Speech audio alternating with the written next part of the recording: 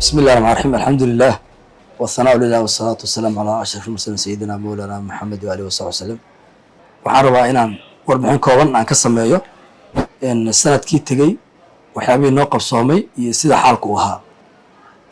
runtii sanadkan 2024 wuxuu ahaa sanad aad iyo aad u qiimo badan.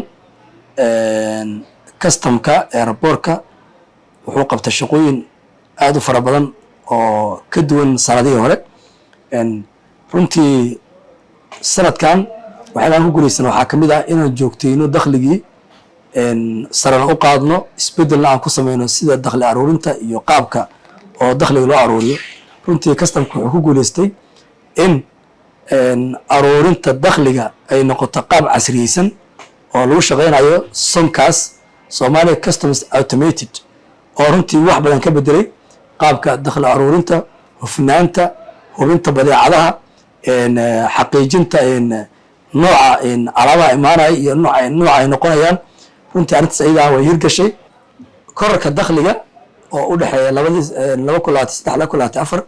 2023 dakhliga wuxuu gaaray 27 milyan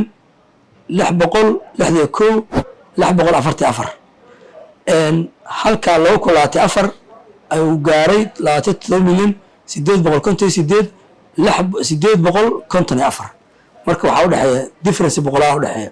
halka sanadkii 2022 ay u dhexeysay farqi weyn oo 7 milyan iyo jajab gaar ah u dhexeeyay.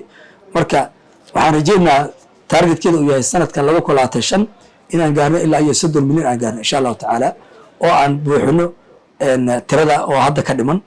marka markastaba customku wuxuu ku foogan yahay ama aad ugu adag yahay ama aan rabnaa inaan sameyno isbedelka oo dakhliga inaan qaybta ugu weynsan aan ka noqono oo wasaaradda maaliyadda.